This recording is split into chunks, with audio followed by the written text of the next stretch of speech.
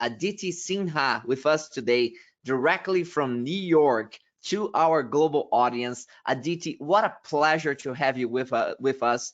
Aditi is the global head for consumer source data acquisition and Nielsen IQ based in New York. She's responsible for creating the operational strategy, digital transformation of data collection and consumption, and leading the delivery of the day-to-day operations globally. She has been leading agile digital transformations in complex market environments across different organizations for over 10 years. So we have a true expert and experienced leader of digital transformation with us. What a gift to all of us. Thank you, Aditi, for taking the time to share your expertise with all of us. Thank you, Jose, for the wonderful introduction.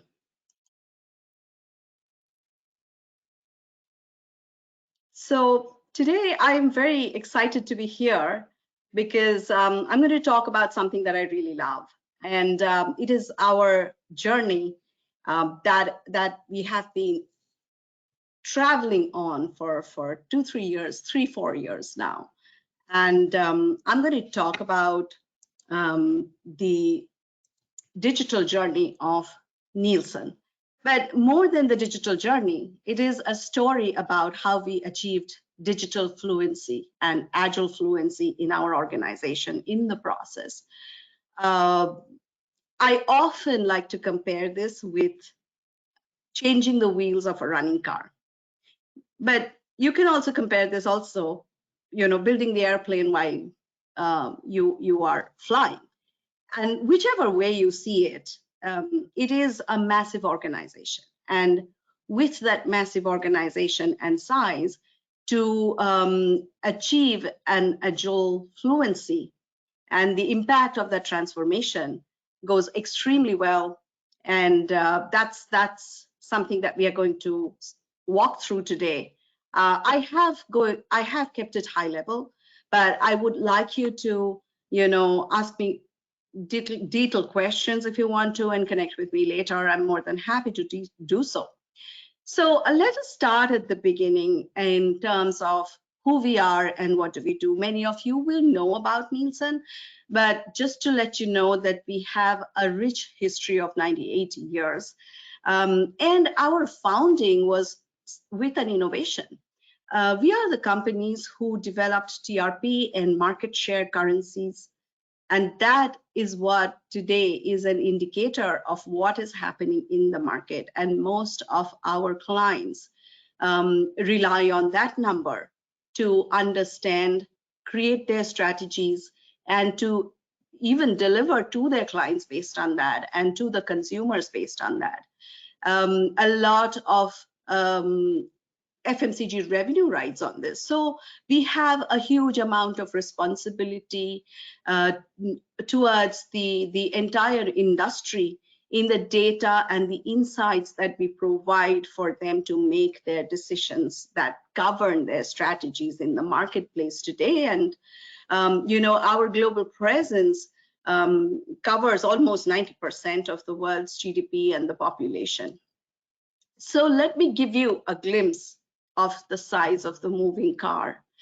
I would like to pause a little bit on the slide and let these numbers sink in. It is just the sheer magnitude of the size and the number of data points that we collect, the number of people who are accessing our systems, and the number of outstanding employees who deliver that excellence on a day-to-day basis.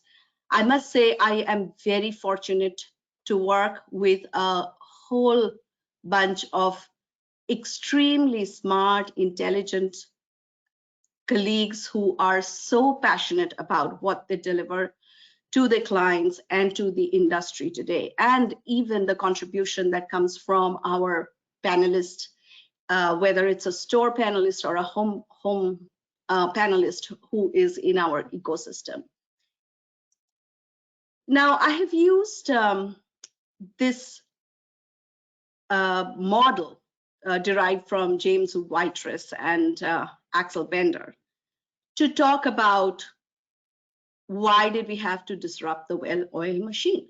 So a company with a 98-year history, everything running smoothly, delivering on a day-to-day basis, excellent services, decision-making data points to our clients, yet we needed to disrupt.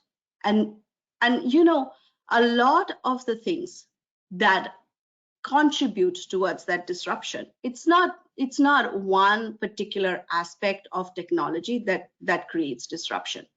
Technology also needs other change agents to really disrupt the market. And it's always, when disruption happens, it's always a combination of factors that make that change in the environment.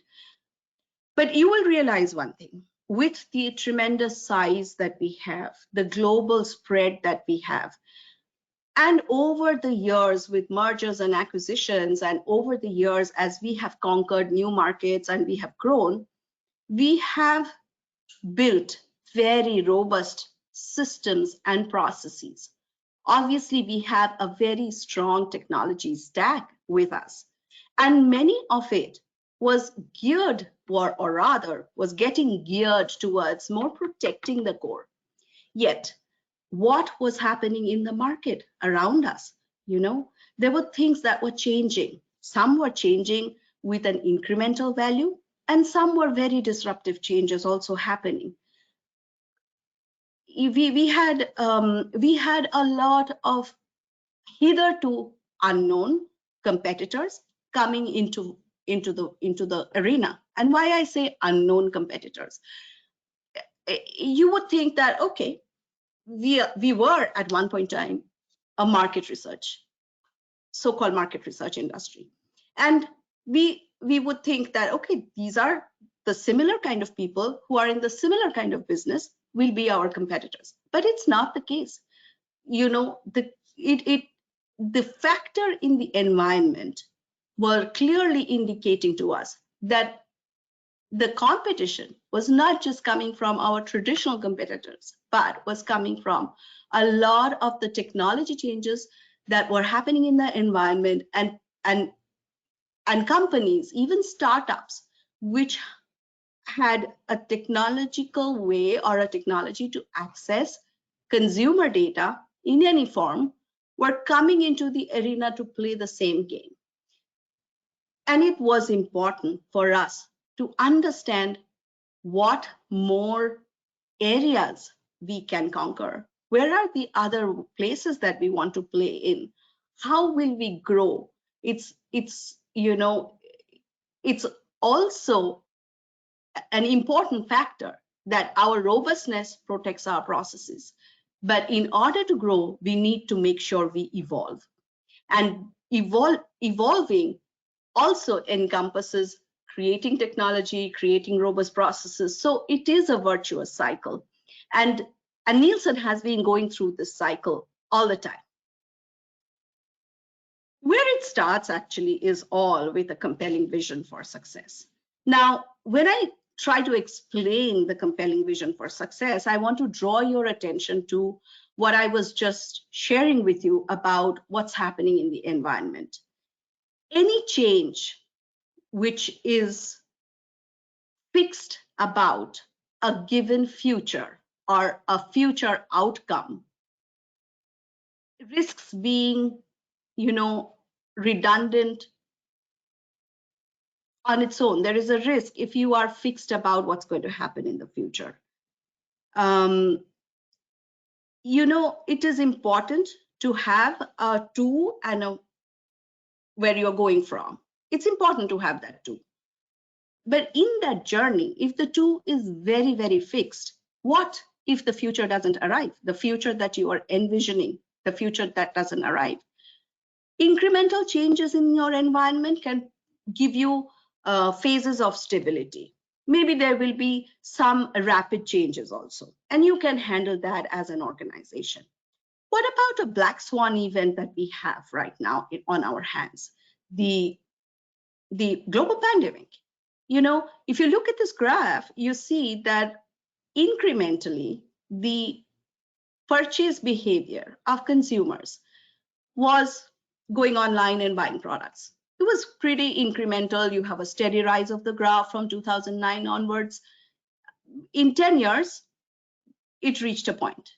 But in a few months, basically in 3 months, it jumped to a growth of what we had achieved in 10 years in the US.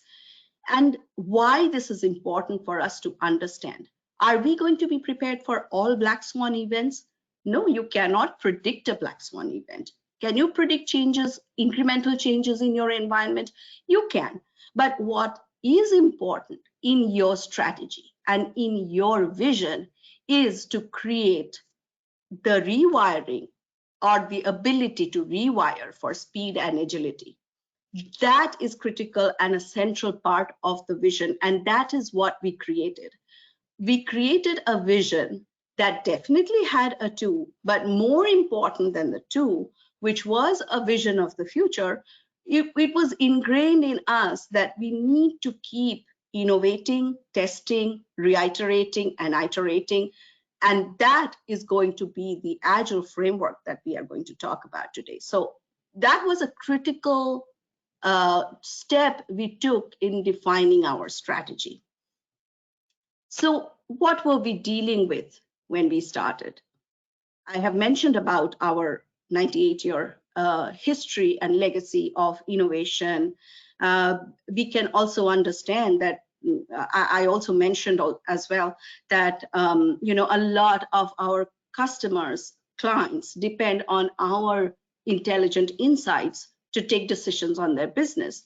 So automatically, we have to always we have always kept the customer or the client in the center of defining what should be the distinctive value for our clients' requirements. But remember, I talked about the world is changing. So in perspective of that, what worked in the past, will it work for us now or in the future? What is the distinctive value that we will create to meet our client requirements in the future? How do we place ourselves in this evolving environment to have a great speed to market, to have the level of accuracy that our clients demand? When we looked at our organization, we did have robust processes, as I mentioned, but robust processes also creates redundancies. It creates the possibilities of even sub situations or sub processes, which could be identical processes delivering the same type of value, or it could also lead to a hyper customization in a market. With the history, there will always be a lot of dependence on what worked in the past. And also, because we deal with something which is the intellectual property, which is data and trendability of data, the low threshold for the acceptance on changes is something that we have to be mindful about when we go for a transformation, a digital transformation, because we already have an existing tech stack which is linked to our processes end to end. So if we do something in the data collection application, things could change in the data collection management platform or the way the data appears in the production platform. Or even if I do an intervention in the collection management platform, which I'm going to talk about later, it could result in a better data, but it could impact a trend change. So we had to be extremely mindful of the interconnectivity within our organization and the impact of that on our client requirement. So in terms of also understanding the huge size that we have, the geographical spread that we have. I mentioned we have more than 40,000 employees, and the hierarchy of those employees. We had to, we have to keep everything in mind when we launched into that transformation road. In going towards our Agile blueprint, this is the first thing we started with. So what did we change first? We could change we obviously wanted to make sure we had the client in the center, we had the value identified. We also defined very clear outcomes of the financial outcomes. We created pods, the pods are nothing but agile teams who are focused around a particular solution. So if we were going for more than one solution, we had multiple pods, and each pod was co-opted with functional owners and the pod leader and his or her team.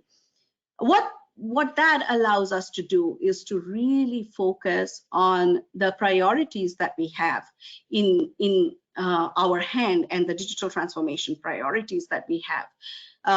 They have clearly a task of the value and the financial outcome that is expected from that delivery, whether it is revenue or whether it is efficiency that comes into place. It was a vital shift in creating this first element of the team structure, and having the backbone is also important, and because the structure relies on the backbone of the process, and the backbone was the agile sprints in which we will move, which is where we took into account the environmental changes and the susceptibility or the the sensitivity to the changes that might occur in the data. So these agile sprints were mainly identify the value, create the innovation, proof of the concept, prove what you are trying to prove, and then pilot it. If you're good to go, then you create a roadmap, a 2-3 year roadmap, because you're talking about 100 countries almost. There was a critical impact and element which we had to understand on the change management, which is clearly laying it down in our go-to-market plans. What are the specific interventions we are going to make? What are the skills we are going to bring in? What are the changes that we have to manage with our stakeholders and even our clients when they see the internal changes happening and it has outcomes? So in terms of last but not the least, you need to measure what is happening. Otherwise, we will not have a clue on the direction. And digital transformation index measure that we created for ourselves helped us track the progress of what we were doing, where we needed to release roadblocks, and how we would change the path if we had to change the path at all. Having said that, I'll just give you a view of our digital journey. We essentially started end of 2016, but we were already pretty digital by then. This is very specific to a very clear agile transformative digital journey when we looked at 95 countries which had 8 different processes with possibly even 100 steps in them and 100 local tools. And within the first couple of years, we aligned the processes first and the process flow with the digitizations. So 91 countries came under same processes, same digital tools. And we then started converging the processes, because the moment that gave us the transparency of what is happening on the ground, we could identify what were the value-added steps, which were not the value-added steps, which were the redundancies, which were things that were happening in unison, but there were duplications. And then we could really look at that in a very transparent digital process way, and we could then look at converging them. And that convergence led to consolidation of our excellence centers. So the back office that could be actually present in the 100 back offices that we had in 100 countries, we could create centers of excellence, because now we had similar processes, We knew exactly what needs to be done, and we no longer needed to be really physically present in every location to do that job. That gave us enormous amount of flexibility to look at consolidation through our centers of excellence. So what was our impact?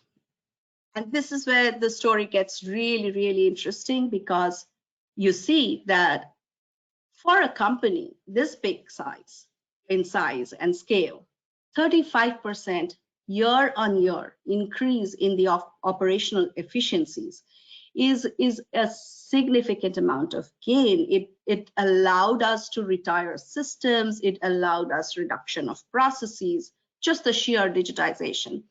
And this gave us a lot of flexibility to reinvest back into the business to transform even further. And I wanted to really take a little bit of time to explain the impact on quality. And this is where you will see where exactly the culture shifted.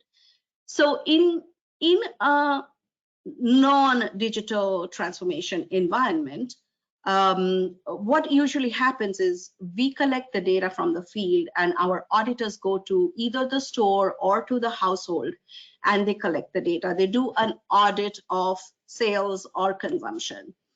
When it came to quality checking, a supervisor had to physically go to a list of stores, a random list of stores or a random list of households, and do the check on what the auditor had done. So literally an audit over an audit. And that meant that we had to do it always post, and we had to travel from place to place. That means the supervisor had to travel from place to place and do the audits. Now, what started happening over there was that there's a lot of people involved doing so many things, and we were always doing it in a reactive manner. What did we do here? We created what we call quality control centers and quality control towers. Now, quality control towers, short of, I will use the short form QCT for the rest of the conversation. This quality control tower QCT, we had 3 different layers of digitalization, and how were those layers helping us? Firstly, there was a pre-processing layer, so which was really like the QCT executive sitting in her or his office actually virtually had eyes on the field. So if an auditor changed something or there was an issue with the capture, immediately an alert would be triggered into the QCT executive's system. Once the alert was received, and it was real time, so it is real time, and the QCT executive can immediately understand what's gone wrong or where the auditor needs the help, and what kind of support does the auditor need. Does he need a technical support? Does he need to know something? Or has he made a mistake, if he has made a mistake at all? So this allowed us, now the pre-processing layer talks to a conversational layer. The conversational layer of chatbot, later on, we could actually automate the process in the sense that some of the routine alerts that we got could actually be handled by the conversational layer. The initial alert could be addressed, closed at the system. That allowed a lot of time for the QCT executive to really focus on decision making and real kind of troubleshooting that needs a human intervention. Now, there is a post-processing layer. What that post-processing layer allows us to do is to triangulate all the data that we are getting from the alerts and the conversation to identify over a period of time a trendable data on what are the usual troubleshooting issues, what are the outliers, and really doing a root cause on all of them and allowing us to take actions.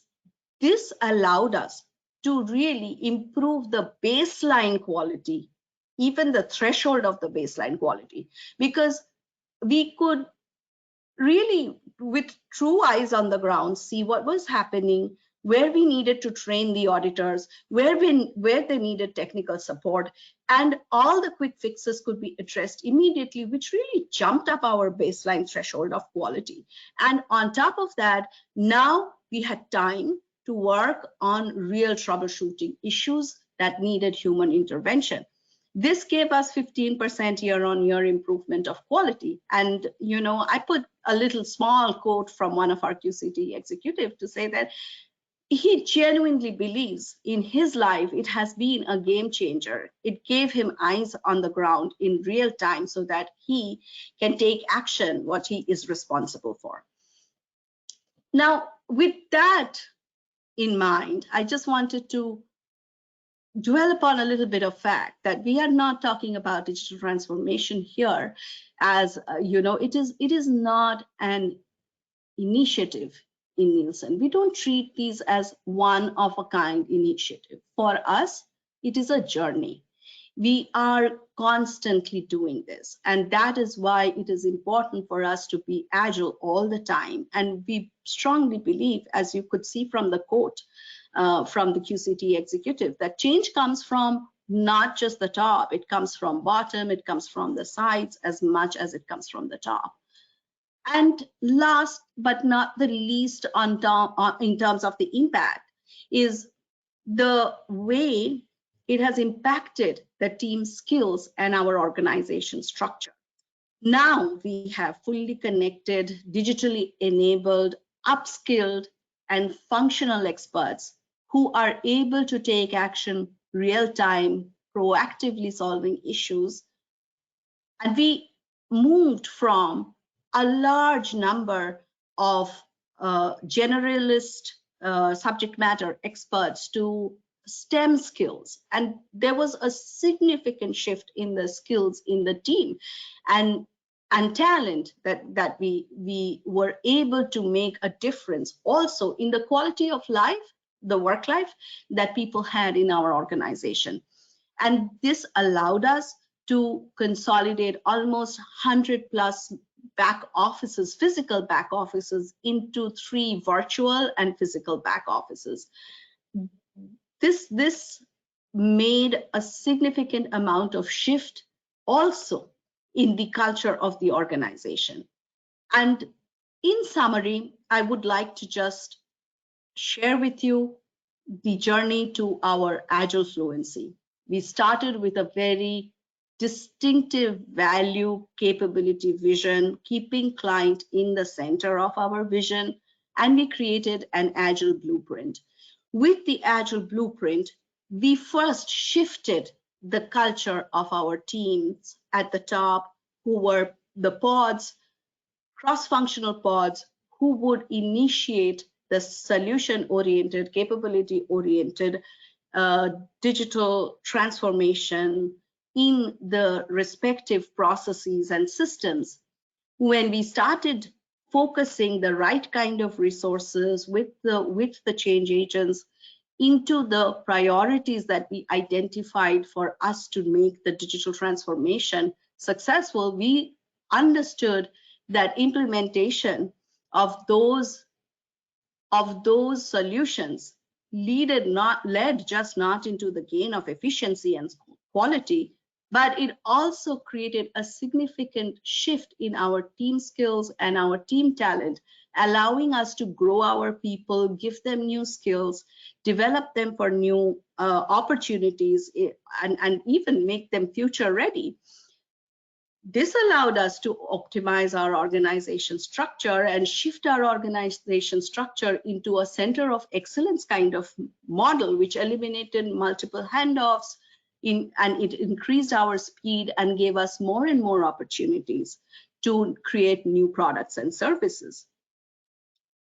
And empowering everyone in this process allowed us to shift the organization culture. We started getting even more innovation. People used to come back and say, hey, this is how I can change this, and this is how I can make my life more better. And those started getting back into the Agile transformation system, and we created a virtuous cycle of this. So last but not the least, 21 is a big number, and it is the number of times you may have to repeat yourself before an information can sink into an audience. So I cannot stress more on the value of communication. We used every channel that was available to us, be it physical or virtual. We did town halls, newsletter, focus groups, skip levels. We have an internal Google Currents, and we use that and competition. And we did a lot of competitions amongst our employees to come up with better ideas, how things can change in their lives, allowing them to determine how they want to improve their own lives. We do it consistently. It's not that we did it because our digital transformation is still going on, and we will be because we work in an agile manner. But these are the channels we consistently use. Remember, one thing, change is hard. Change is hard for everyone. So, and it has even become harder in the last 1 year with so many changing dynamics in our environment because of the pandemic. It is important that we understand how our employees perceive that change, how they are feeling about the change. So giving people the information that they need and when they need it, being completely transparent, communicating to them frequently. There's no, simplification is the most virtuous thing we can do to distill order out of chaos. And that is something that we should, as leaders, rely on, making it simple for everyone to understand, bringing them into a common shared vision, and building the emotional resilience of the team. And in any given moment, we have always got two options: to grow or to step back into safety. We have a tendency of the amygdala hijack, but always having to choose candor over charisma has helped us. We have made it transparent, we have made it agile, and we have empowered people to be able to go back to their to their managers to say how they feel, and also to say how they can change their own lives. So I think that is all from my side, and it was a great opportunity to share this journey that our colleagues and I have been on. And a thank you to each and every one of my colleagues who have been a part of this journey and will be a part of this journey.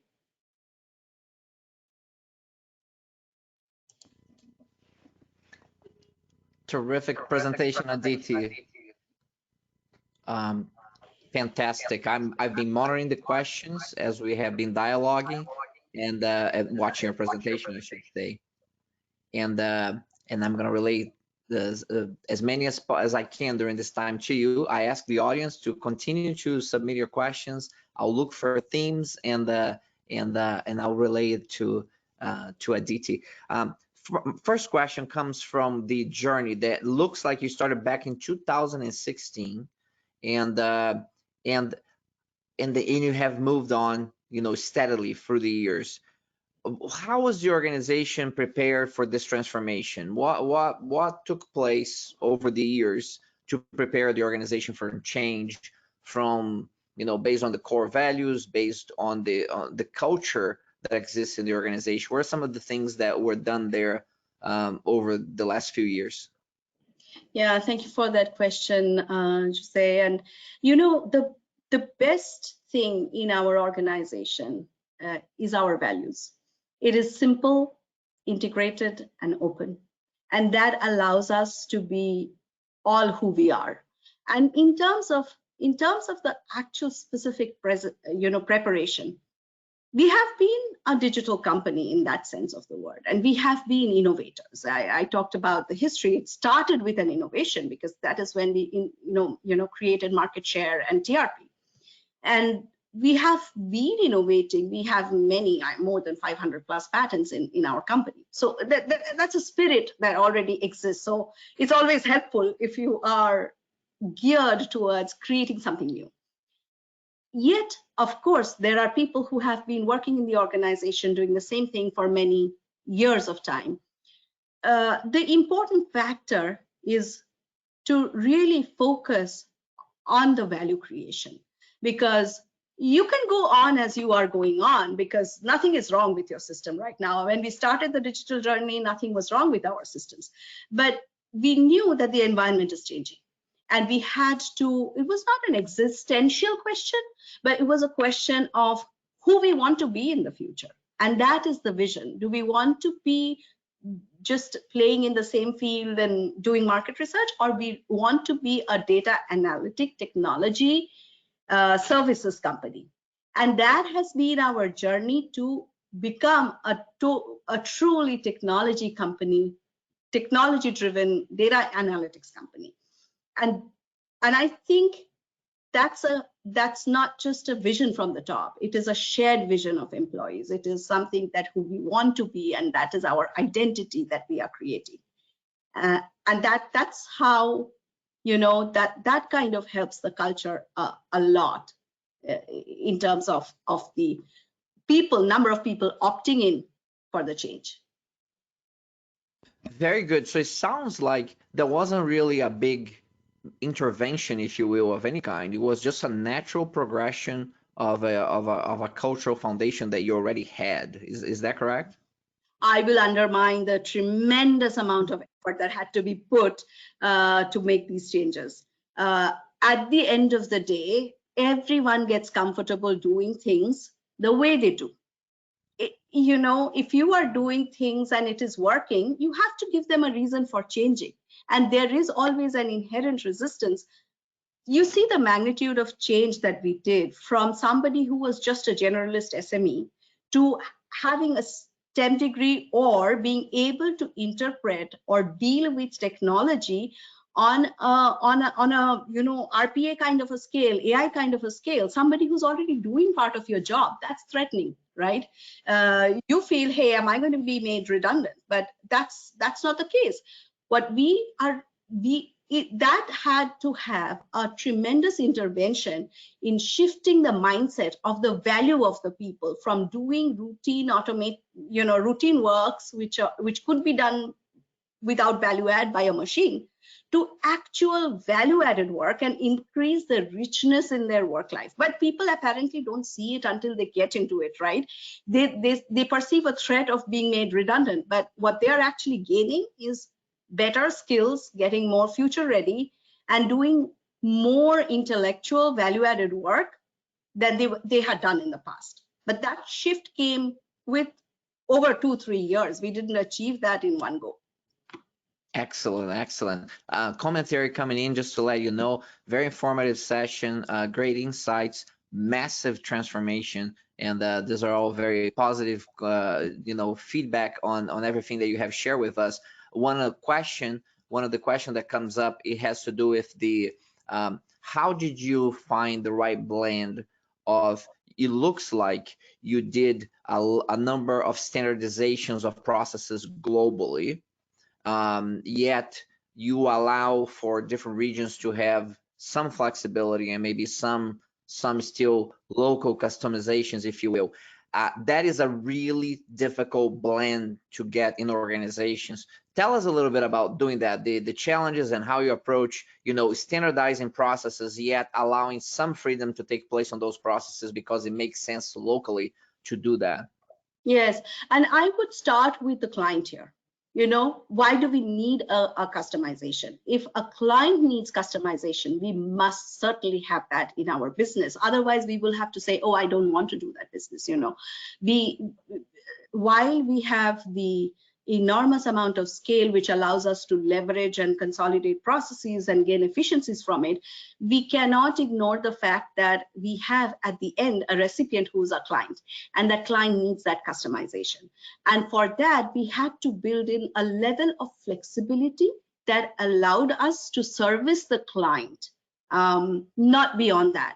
Not beyond because I want to do it this way and I'm comfortable doing that way. It is to ensure the continuity of our existing products and to be able to create new products.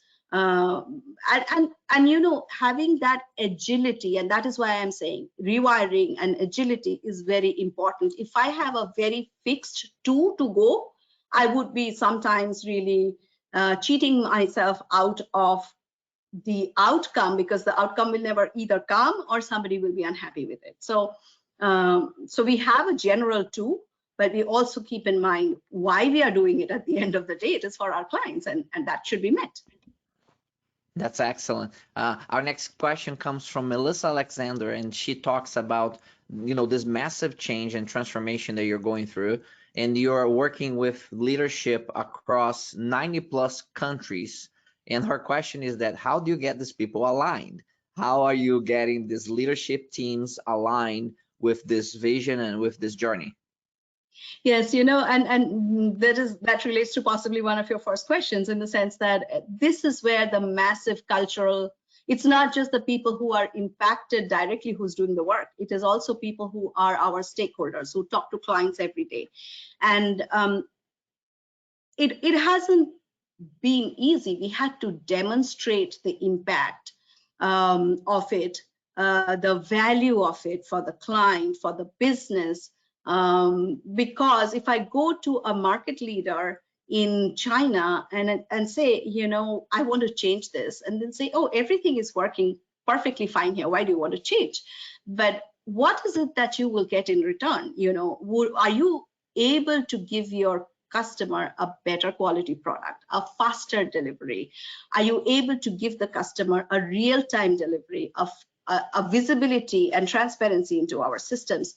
So our go-to-market plans had very specific actions that need to be carried out to be able to identify what are the benefits, even going back to your question on customization, unique to the market environment, because what is happening in China is not happening in the US, and we have to be mindful of that and take care of that. So it had to be systematic change management process, hard work, and demonstration of the value time and time again. Very good, Aditi. The next question sends us back a little bit to the technology discussion. Were there technologies that you have used throughout the transformation that you have found to be most useful and really helpful in getting you the results and the transformation that you're aiming for? Well, actually, there are many types of technology out there, and there are certainly more that are going to come in the future. But most foundational of them is the data analytics. We need to know what is happening and when it is happening and how it is happening. Fortunately, we are a data analytics company, and that helps us a lot in terms of being able to understand what's happening on the ground. I would put that visibility, transparency, the technology that gives us visibility, transparency in there, and a lot of these new automations that are coming into play on the digital transformation piece, ML, AI.